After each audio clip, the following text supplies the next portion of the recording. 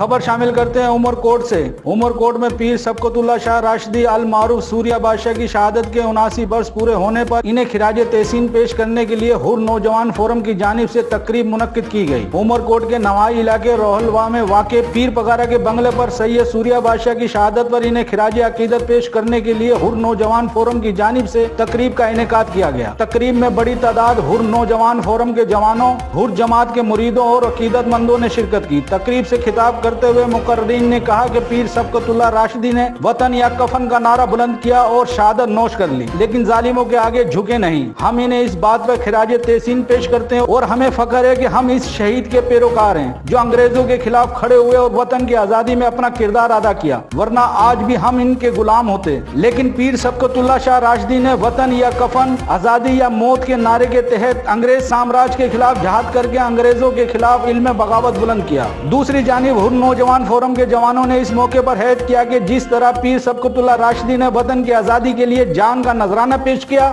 जरूरत पड़ने पर हम अपने वतन के दिफा के लिए इस जानों का नजराना पेश करने में देर नहीं करेंगे। मजीद खबरों और अपडेट के लिए विजिट करें हमारा YouTube चैनल HRJDO न्यूज़।